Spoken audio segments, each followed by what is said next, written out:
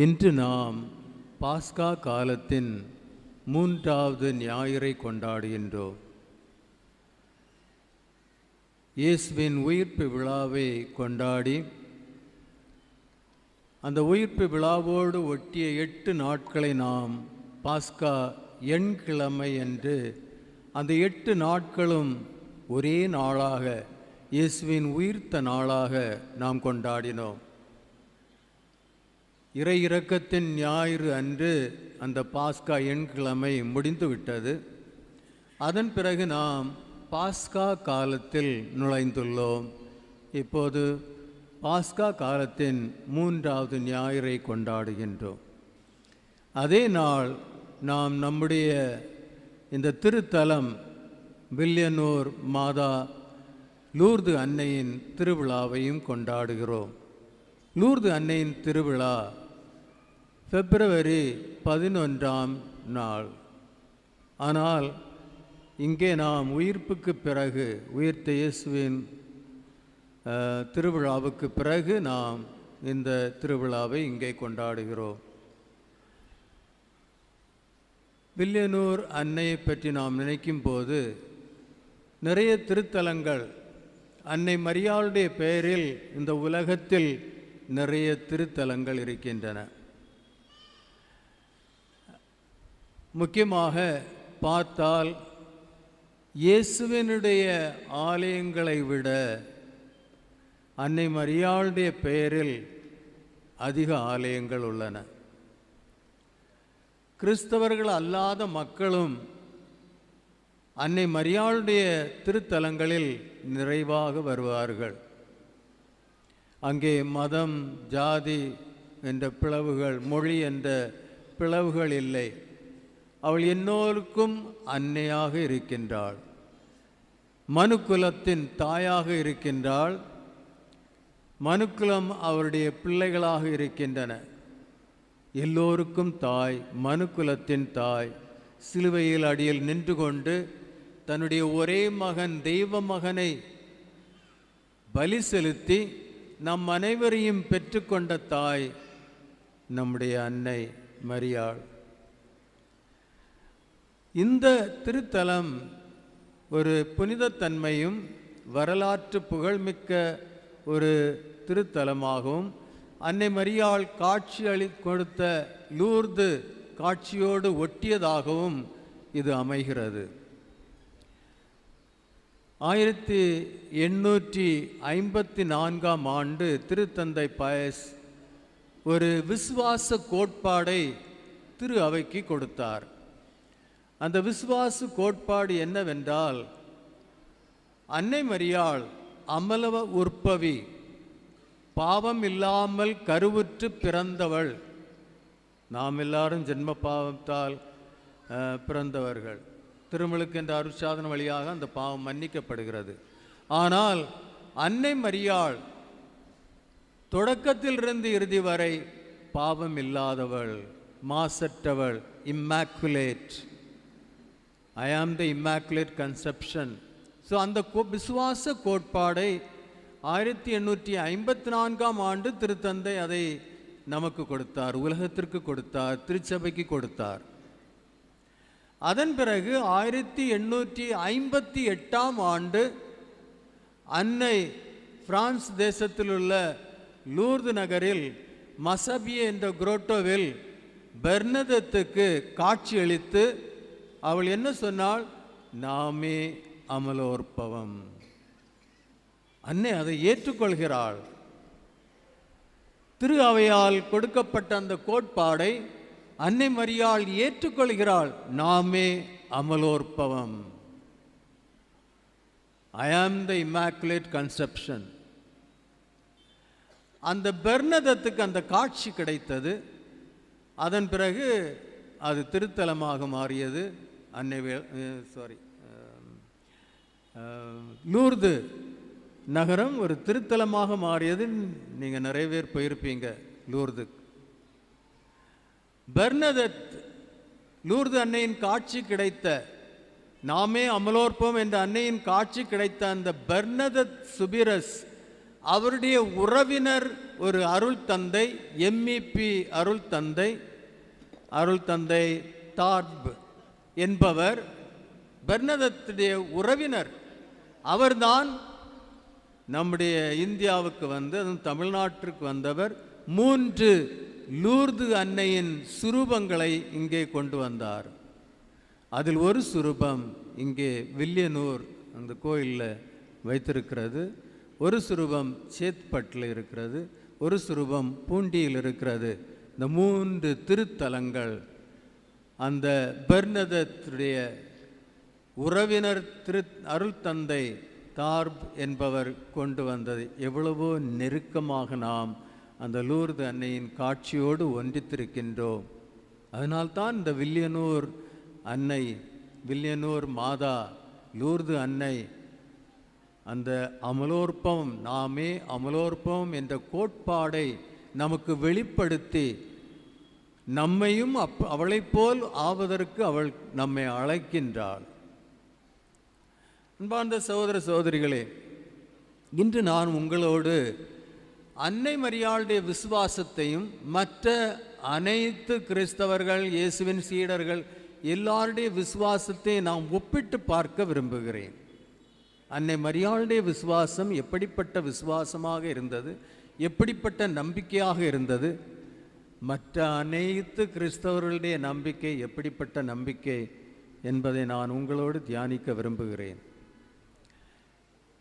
இயேசு இந்த உலகத்திற்கு மீட்பராக அனுப்பப்பட்டார் தந்தையாகிய கடவுளிடமிருந்து. ஆனால் எத்தனை பேர் அவரை ஏற்றுக்கொண்டார்கள்? அவரே சொல்கிறார், புனித யோவான் நற்செய்தி அதிகாரம் 1:11 வசனத்தில் இயேசு என்ன சொல்கிறார்? I came unto my own received me not. நான் எனக்குள்ளவர்களிடம் வந்தேன், எனக்குள்ளவர்கள், எனக்கு சொந்தமானவர்கள் என்னை ஏற்றுக்கொள்ளவில்லை. இது இயேசுவினுடைய வார்த்தை. அதுவும் யோவானுடைய நற்செய்தி அதிகாரம் 1 வசனம் 11. நாம் அனைவரும் இயேசுவுக்கு சொந்தம், அவருக்கு உரியவர்கள். அதனால் தான் உரிமையோடு நம்மிடம் வந்தார். நாம் அவரை ஏற்றுக்கொள்ளவில்லை. இன்றும் அதே நிலைதான் என்று நான் சொல்ல விரும்புகிறேன். ஒருவேளை நாம் பேரளவில் கிறிஸ்தவர்களாக இருக்கலாம், ஆனால் உண்மையில் நம்பிக்கையாளர்களாக, இயேசுவின் சீடர்களாக, இயேசுவின் மிஷனரி சீடர்களாக இருக்கின்றோமா? கேட்டால் எல்லாரும் சொல்லுவாங்க, நான் கிறிஸ்தவன், கத்தோலிக்கன், ஒவ்வொரு நாளும் பூசைக்கு போகிறேன், அது செய்கிறேன், இது செய்கிறேன், நோன்பு நாட்களே 40 நாள் நோன்பு இருக்கிறேன், எல்லாம் செய்வாங்க, திருத்தலங்களுக்கு போகிறேன், எல்லாம் சொல்லுவாங்க. ஆனால் உண்மையிலே இயேசுவை ஏற்றுக்கொண்டீர்களா? உங்களுக்கு உயிர்த்த இயேசு யார்? கொஞ்சம் மௌனமாக தியானியுங்க. உயிர்த்த இயேசு உங்களுக்கு யார்? அதிசயம் செய்பவர், தேவைகளை நிறைவேற்றுபவர், எல்லாம் வல்லவர், எப்போதும் இருப்பவர், எல்லாம் அறிந்தவர், உலகத்தை படைத்தவர், உலகத்தை மீட்டவர். அது மட்டும்தானா? தனிப்பட்ட முறையில், என்னுடைய தனி வாழ்க்கையில் இயேசு எனக்கு யார்? உயிர்த்த இயேசு எனக்கு யார்? இயேசுவின் உயிர்ப்பு எனக்கு வாழ்வு, என்னுடைய வாழ்க்கையில் என்ன இடம் எடுக்கிறது? உண்மையிலே உயிர்த்த இயேசு நமக்கு எல்லாம் என்றால் எதை பற்றியும் நாம் கவலைப்பட மாட்டோம், மனம் தளர மாட்டோம், சோர்வடைய மாட்டோம். இந்த உலக ஆசைகளுக்காக ஏங்கி தவித்து அதை அனுபவித்திருப்பதற்காக இருக்க மாட்டோம். பவுல் அடியாரை போல் உயிர்த்த இயேசு எனக்கு கிடைத்தால் மற்ற எல்லாம், இந்த உலகம், இந்த உலகத்தில் உள்ள எல்லா உறவுகள் எல்லாம் எனக்கு குப்பை என்று சொல்ல நாம் முன் வருவோம். அப்படி சொல்ல முடியுமா உங்களால்? அப்படி சொல்ல முடியுமா? அப்போ உயிர்த்த இயேசு உங்களுக்கு யார்? இயேசு உயிர்த்தார், இந்த உலகத்திற்கு வந்தார், வாழ்ந்தார், பாடுபட்டார், சிலுவையில் அறையப்பட்டார், சிலுவையில் மரித்தார், 3ஆம் நாள் உயிர்த்தார், அது திரும்ப போயிட்டார். நம்ம அதை பற்றி கவலைப்பட வேண்டிய தேவையில்லை. அதுதான் நம்முடைய உறவு, உயிர்த்த இயேசுவோடு உள்ள உறவு. உண்மையிலே உயிர்த்த இயேசு உங்களுடைய வாழ்க்கையில் ஒருவராக மாறி இருக்கிறாரா? உங்களோடு இணைந்து வாழ்கிறாரா? அவர் சொன்னார், நான் எனக்குரியவர்களிடம் வந்தேன், அவர்கள் என்னை ஏற்றுக்கொள்ளவில்லை. கடைசியில் என்ன சொல்கிறார்?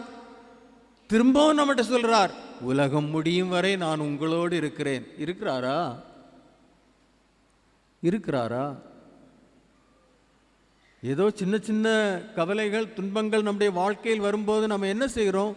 பதறுகிறோம், ஏங்குகிறோம், அழுகிறோம், பூசைக்கு வந்து பார்க்குறோம், திருத்தலங்களுக்கு போய் பார்க்குறோம், ஒன்றாகல. பழையது போல் தான் வாழ்க்கை இருக்குது. அதனால் சிலர் சொல்லுவாங்க, நீங்கள் ஒருவேளை அங்கே போய் பாருங்கள், அந்த கோயிலுக்கு போய் பாருங்கள், அந்த பூஜாரியை போய் பாருங்கள், அந்த விச் கிராஃப்ட் செய்வரை பாருங்க, அதெல்லாம் செய்கிறீங்க. அப்போ இயேசு யார்? இது ரொம்ப முக்கியம். இன்றைய காலத்தில் நாம் இதை பற்றி சிந்திப்பது. எனக்கு உயிர்த்த இயேசு யார்? பாருங்க, அவர் இந்த உலகத்தில் வாழ்ந்து கொண்டிருக்கும் போது எத்தனை பேர் அவரை ஏற்றுக்கொண்டார்கள்? சில நேரம் சொல்வீங்க, மலை பிரசங்கம், 5 அப்பத்தையும் 2 மீனையும் அவர் அற்புதமாக எல்லோருக்கும் பகிர்ந்து கொடுத்தார். அப்போ நிறைய மக்கள் இருந்தார்கள். எதற்காக? சாப்பாட்டுக்காக. வயிறு நிறைய கிடைக்குது, அதனால இயேசு எல்லாம் எனக்குன்னு சொன்னாங்க. அதுக்கப்புறம் அவர் விட்டுட்டு போயிட்டாங்க. அவர்கள் மட்டுமல்ல, எல்லா சீடர்களும் அவரை விட்டு போயிட்டாங்க. தனிமையாக இருந்தார். மிக தூரத்தில் பேதுரு அவரை பின்பற்றினார். யோவான் அவரோடு இருந்தார். வேற எல்லாரும் விட்டுட்டு போயிட்டாங்க. ஆனால் தூரத்தில் அவரோடு இருந்தவர் அவரை மறுதலித்தார். அப்படிப்பட்ட நிலைமை. அந்த நிலைமை முடியவில்லை. இன்றும் அதே நிலைமை போய்கொண்டிருக்கிறது. அவர் அப்பத்தை பிட்டு அற்புதமாக நமக்கு உணவளிப்பாரா? அப்ப இயேசு வாங்க, துன்பத்தை கொடுக்கிறார், அவருடைய துன்பத்தில் நம்மை பங்கெடுக்க அழைக்கிறார் என்ற இல்லை ஆண்டவரே, கொஞ்சம் போறோம். அதான் நம்முடைய வாழ்க்கை. சற்று சிந்தித்து பாருங்கள். அதன் பிறகும் உயிர்த்த பிறகும், அதான் ஒரு முக்கியம், உயிர்த்த பிறகு அவர் பலருக்கு காட்சி அளிக்கிறார். ஆனால் அவங்க உடனே விசுவசிக்கிறாங்களா? அடைக்கப்பட்ட இறையில் சீடர்கள் இருந்தார், அங்கே வந்தார். கதவுகள் அடைக்கப்பட்டிருக்கின்றன, அவர் உள்ளே வருகிறார். சீடர்களை ஏற்றுக்கொண்டார்களா? இது ஒரு கோஸ்ட் அப்படின்னு பயந்தாங்க. அப்ப இயேசு என்ன சொல்கிறார்? உங்களிடம் ஏதாவது உண்பதற்கு இருக்கிறதா நிரூபித்து காட்டுவதற்காக. அதன் பிறகும் பேதுருவும் சீடர்களும் என்ன சொல்ல, பேதுரு என்ன சொல்கிறார்? எல்லாம் தீர்ந்துட்டு நான் என் பழைய வேலையை செய்ய போறேன், மீன் பிடிக்க போறேன். மீன் பிடித்து கொண்டிருக்கும் போது அவர்களை அழைத்து மனிதனை பிடிப்பவர்களாக மாற்றினார். ஆனா இப்ப பேதுரு என்ன சொல்கிறார்? இயேசு உயிர்த்து விட்டார். அதன் பிறகு பேதுரு என்ன சொல்கிறார்? நான் என் பழைய தொழிலை தொடங்க போறேன், மீன் பிடிக்க போறேன். மற்ற சீடர்கள் என்ன சொன்னார்கள்? நாங்களும் உம்மோடு வருகிறோம். எல்லாரும் திபேரியாஸ் அந்த கடலுக்கு போயிட்டாங்க. இயேசு அவர்கள் பின்னால் போறார்,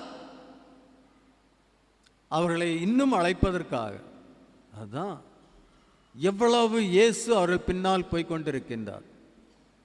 மரிய மக்தலேனாள் இயேசுவை கண்டால் தோட்டக்காரன் என்று நினைத்தாள். அவளுடைய பேர் சொல்லி அழைத்ததும் ரபோனி, இயேசு என்று உணர்ந்தாள். அதுவும் எவ்வளவு கஷ்டப்பட்டு.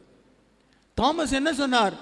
என் கண்களால் அவரை பார்த்து அவருடைய காயங்களில் என் விரலை விட்டால் ஒழிய நான் நம்ப மாட்டேன் சொன்னார். அதே போல் இன்றைய நற்செய்தியில் நாம் என்ன வாசிக்க கேட்டோம்? 2 சீடர்கள், ஒருவருடைய பேர் மட்டும்தான் நமக்கு கொடுக்கப்பட்டிருந்தது, கிளேயோபஸ். இந்த 2 சீடர்களும் தங்களுடைய கிராமத்துக்கு போறாங்க. எருசலேமில் இருந்து எம்மாவுஸ். எல்லாம் முடிந்துட்டு, இனி ஒன்றும் இல்லை, பழைய கிராமத்துக்கு போவோம், அங்கே நாம் நம்முடைய வாழ்க்கையை வாழலாம் என்று எம்மாவுஸ்க்கு போறாங்க. அங்கே இயேசு அவர்களோடு ஒன்றிக்கிறார், அவர்களோடு பயணிக்கிறார். நேரம் இருட்டி விட்டது.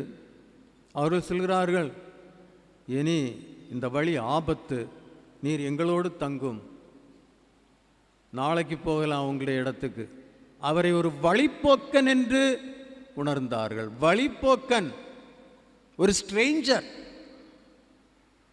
அதான் அவங்க அவரை பார்த்தது. அதன் பிறகு அப்பத்தை பிட்கும் போது அவருடைய கண்கள் திறந்தன. அப்போது அவர்கள் நினைக்கிறார்கள், வழியில் அவர் நமக்கு எல்லாவற்றையும் தெளிவாக எடுத்து கூறும்போது நம்முடைய இதயம் பற்றி எரிந்தது. அப்பம் பிட்க பிறகுதான் அதை உணர்கிறார்கள். உடனே அவர்கள் திரும்ப எருசலேமுக்கு போறார்கள். ஒரு டோட்டல் சேஞ்ச், ஒரு மாற்றம். எருசலேம் என்று பழைய வாழ்க்கை வாழ ஓடினவர்கள் உயிர்த்த இயேசுவை கண்டதும் அனுபவித்ததும் அப்பம் பிட்கும் போது திரும்பி வருகிறார்கள். உங்களுடைய மத்தியில் ஒவ்வொரு நாளும் அப்பம் பிட்கப்படுகிறது, நீங்க மாறுகிறீர்களா? உங்கள் கண்கள் திறக்கிறதா? அந்த அப்பத்தை பிட்கும் போது வாசகம் வழியாக, நற்செய்தி வழியாக, மறைவுரை வழியாக கேட்ட இறை வார்த்தை, உயிருள்ள வார்த்தை, வாழ்வு தரும் வார்த்தை உங்களுடைய இதயத்தை பற்றி எரிய செய்து உங்கள் வாழ்க்கை மாற்றும் அந்த நிலையை அறிந்திருக்கிறீர்களா? ஏன் நம்ம இப்படி வாழ வேண்டும்? ஒரு ரிச்சுவலாக கோயிலுக்கு போகணும், கொஞ்ச நேரம் அங்கே இருக்கணும், சொல்லது கேட்கணும், நடக்குதை பார்க்கணும், பிறகு நம்ம வாழ்க்கை, நம்ம வாழ்க்கை, அவ்வளோதான். அப்படி தானே நம்ம இருக்கிறோம். ஏன் நம்மிடம் மாற்றம் இல்லை? உயிர்த்த பிறகு காட்சி கொடுத்து நிறைய அடையாளங்களை கொடுத்த பிறகு அவர்கள் நம்புகிறார்கள். அதன் பிறகு தூய ஆவியாரை பெற்ற பிறகு சீடர்களுடைய வாழ்க்கை மாறுகிறது. பேதுரு பயந்து இயேசுவை மறுதலித்த பேதுரு, பயந்து மற்ற சீடர்களோடு அடைக்கப்பட்ட அறையில் இருந்த பேதுரு, தூய ஆவியாரை பெற்றுக்கொண்ட பிறகு அங்கே யார் அவர்களோடு இருக்கிறார்? அன்னை மரியாள். அடைக்கப்பட்ட இறையில் பயந்து கவலையோடும் அங்கே அவர்கள் இருக்கும்போது அன்னை மரியாள் அவர்களோடு இருக்கின்றாள். இதை நாம் மறக்கக்கூடாது. அங்கே ஜெபிக்கின்றார்கள். தூய ஆவியார் அவர்கள் மேல் இறங்கி வருகிறார். அந்த தூய ஆவியாரை பெற்றதும் பேதுரு பழைய பேதுரு அல்ல. கதவுகளை திறந்து வெளியே வந்து அவர் என்ன சொல்கிறார்? கடவுள் தன் மகனை உங்களுக்கு மீட்பராக அளித்தார், நீங்கள் அவரை கொன்றீர்கள், சிலுவையில் அறைந்தீர்கள். ஆனால் இறை தந்தை அவரை உயிர்ப்பித்து விட்டார். அவர் உயிர்த்தார். அந்த உயிர்த்த இயேசு எங்களோடு இருக்கின்றார், நாங்கள் அவருக்கு சாட்சிகள் என்று சொல்கிறார். இன்றைய முதல் வாசகம் பெந்தெக்கோஸ்துக்கு பிறகு பேதுருவுடைய அந்த போதனை, அதனுடைய ஒரு பாகம்தான் இன்றைய முதல் வாசகத்தில் நாம் வாசிக்க கேட்டோம். பாருங்க, அவருடைய வாழ்க்கையின் மாற்றத்தை பாருங்கள். அதே போல் மற்ற சீடர்கள் வாழ்க்கை மாறிவிட்டது. அதன் பிறகு இன்றைய இரண்டாம் வாசகத்திலே அவர் எவ்வளவு அழகாக பேதுரு தன்னுடைய கடிதத்தில் உலக திரு அவைக்கு அவர் அந்த கடிதத்தை எழுதுகிறார், டு த யூனிவர்சல் சர்ச். அவர் எவ்வளோ அழகாக அந்த இதிலையும் இயேசுவை பற்றி அங்கே அவர் சொல்லுகிறார். அவருடைய வாழ்க்கையில் ஒரு மாற்றம். நம்ம எத்தனை தடவை இந்த உயிர்ப்பு திருவிழாவை கொண்டாடினோம், மாற்றம் வந்திருக்கின்றதா? நாம் பழையதை போல் செயல்படுகிறோமே? நான் சொன்னேன், அன்னை மரியாளுடைய விசுவாசத்தை, அவளுடைய விசுவாசத்தை பாருங்க. சீடர்கள் அப்பத்தை பிட்கும் போது அவர்களுடைய கண்கள் திறந்தன. அவர்கள் இது இயேசு என்று அறிந்து ஏற்றுக்கொண்டார்கள். ஆனால் அன்னை மரியாள் அங்கே அப்பத்தை பிட்டாரா? ஒன்றும் நடக்கல. இயேசு இந்த உலகத்துக்கு வரவும் இல்லை. அதற்கு முன்னாலே அன்னை மரியாள் ஒரு நம்பிக்கையாளராக இருக்கிறாள். நம்பிக்கையாளராக இருக்கிறாள். திருத்தூதர், இறைவனின் தூதர் அவருக்கு வந்து இறைவனின் சித்தத்தை வெளிப்படுத்துகிறார். நீர் தூய ஆவியாரால் கருவுற்று ஒரு பிள்ளையை பெறுவீர்கள், அந்த பிள்ளைக்கு இயேசு என்று பெயரிடுவீர். அதுதான் ஒரு செய்தி. அந்த செய்தியை ஏற்றுக்கொண்டு அன்னை மரியாள் என்ன சொல்கிறார்? இதோ உமது அடிமை, உமது வார்த்தைப்படி எனக்கு ஆக கடவுள். அன்னை மரியாளுடைய வாழ்க்கை இறை வார்த்தைப்படி உள்ள ஒரு வாழ்க்கையாக மாறியது. அதனால் தான் இறை சித்தத்தை அவளால் நிறைவேற்ற முடிந்தது. அவளுடைய வாழ்க்கை இறை வார்த்தைப்படி ஆனதால் தான் இறை சித்தத்தை அவளால் நிறைவேற்ற முடிந்தது. சீடர்கள் அப்பத்தை பிட்கும் போது இயேசுவை உணர்ந்து அவர்கள் என்ன சொல்கிறார்கள்? இறை வார்த்தையை கேட்கும் போது நம்முடைய இதயம் பற்றி எறிந்தது. அதுதான் அவர்களுக்கு மாற்றத்தை கொண்டு வந்திருக்கின்றது. அன்னை மரியாள் அந்த நேரத்தில் இயேசு பிறக்க கூட இல்லை, அவள் நம்பிவிட்டாள். அன்னை மரியாளுடைய மேன்மை, அவள் உண்மையான ஒரு நம்பிக்கையாளர். அதன் பிறகு பிள்ளையை பெற்றெடுக்கிறாள். எவ்வளவு கஷ்டப்படுகிறாள். ஒவ்வொரு நேரமும் அவள் நம்பினவராக இருக்கின்றாள். சிலுவையின் அடியில் நிற்கின்றாள். அங்கே யாரையும் அவள் சபிக்கவில்லை, அழவில்லை. மன உறுதியோடு இதுதான் இறைவனின் சித்தம் என்று அதை ஏற்றுக்கொண்டு இறைவனுக்கு நன்றி செலுத்தி இயேசுவுக்கு ஒத்துழைப்பவளாக இருக்கின்றாள். அதுதான் ஒரு நம்பிக்கையாளரின் வாழ்க்கை. அதன் பிறகு உயிர்த்த இயேசு அவளுக்கு காட்சி கொடுத்தாள் என்று எங்கேயும் சொல்லவில்லை. அவளுக்கு அது தேவையில்லை. அன்னை மரியாளுக்கு அது தெரியும். அன்னை மரியாள் இயேசுவை முற்றிலும் நம்பியவளாக இருந்தாள். அதனால் தான் அந்த கவலையிலும் சிந்தனையிலும் பயத்திலும் இருக்க அந்த சீடர்களை ஒன்று சேர்த்து அவர்களுக்கு உறுதி அளிக்கிறாள் தன் நம்பிக்கையால். அங்கே அவர்கள் இயேசுவின் ஆவியை பெற்று அவர்கள் அந்த பயத்திலிருந்து விடுபடப்படுகிறார்கள். அதுதான் அவருடைய வாழ்க்கையில் ஒரு மாற்றம். அந்த மாற்றம் தான் ஒரு ரெவல்யூஷனை இந்த உலகத்தில் கொண்டு வந்திருக்கின்றது. நாம் அனைவரும் அதை பெற்றிருக்கின்றோம். இன்றும் அன்னை மரியாள் நம்மை பேணி பாதுகாத்து கொண்டு வருகிறாள். அப்பத்தை பிட்கும் போது அவருடைய கண்கள் திறந்தன. இந்த அப்பத்தை பிட்கும் திருப்பலியானது வேறு எந்த கிறிஸ்தவ இதிலும் இது இல்லை. கத்தோலிக்க கிறிஸ்தவர்களுக்கு இந்த ஒரு பெரிய பாக்கியம், திருப்பலி, அப்பத்தை பிட்கும் போது அது நமக்கு கிடைத்திருக்கிறது. ஆனால் அதனுடைய மேன்மையை நாம் அறிந்திருக்கின்றோமா? அப்பத்தை பிட்கும் போது எத்தனையோ பேர், அன்னை மரியாளுக்கு எவ்வளவு கோபம் இருக்கும். எத்தனையோ பேர் திருப்பலி நடக்கும் போது அப்பத்தை பிட்கும் போது அதை புறக்கணித்து விட்டு அன்னை மரியாளுடைய சுரூபம் எங்கே இருக்குமோ அங்கே போய் நிற்பார்கள், அங்கே வேண்டிக் கொண்டிருப்பார்கள். இது தவறு. யார் முக்கியம்? அன்னை மரியாளா அல்லது இயேசுவா? மீட்பராகிய இயேசு. அந்த இயேசுவுக்காக தன் வாழ்க்கையை அர்ப்பணித்தவள் அன்னை மரியாள். அவரை புறக்கணித்து விட்டு அன்னை மரியாளின் முன் நாம் மெழுகுவர்த்தி கொடுத்தும் பண்டாடும் போது அன்னை மரியாள் என்ன சொல்வாள்? அன்னை மரியாள் என்ன சொல்வாள்? அன்னை மரியாள் பிரசங்கம் வச்சாங்களா? யாருக்காவது செர்மன் கொடுத்தாங்களா அன்னை மரியாள்? நான் உங்கள்கிட்ட கேட்குறேன்.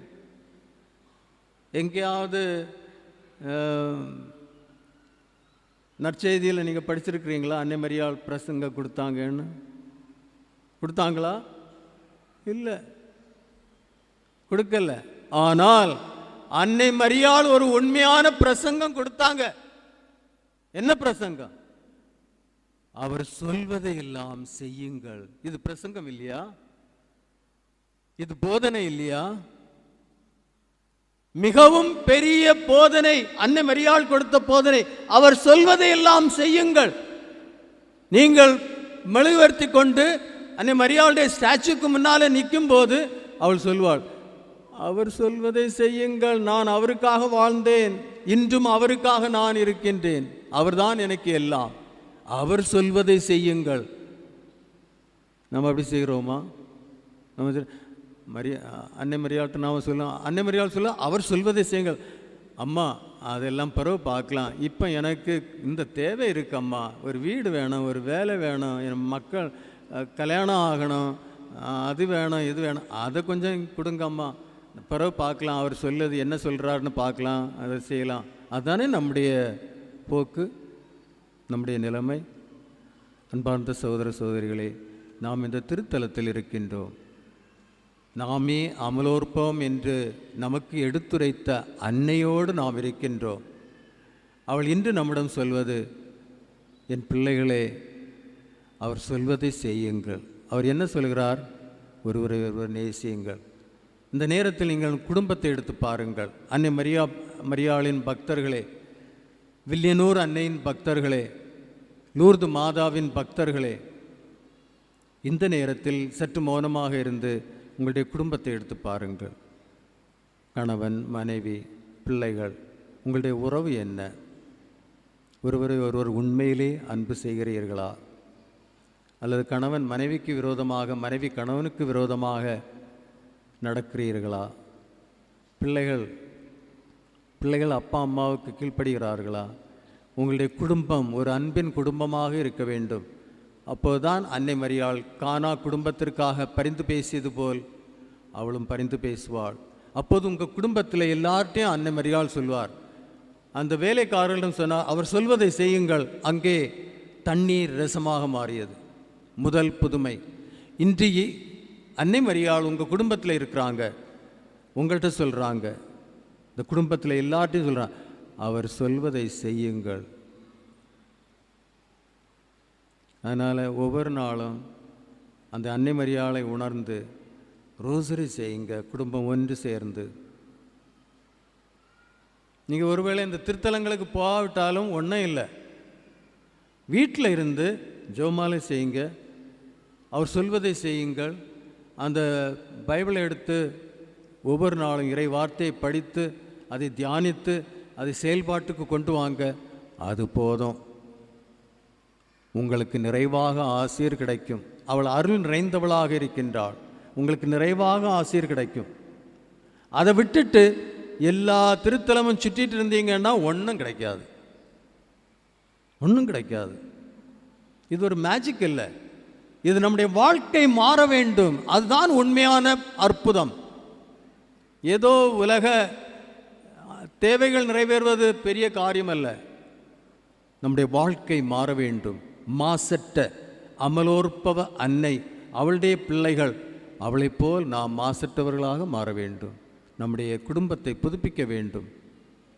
அப்போதுதான் அங்கே இறைவனின் பிரசன்னம் இருக்கும். அதற்காக நாம் இன்று திருப்பலியிலே இறைவனை வேண்டுவோம்.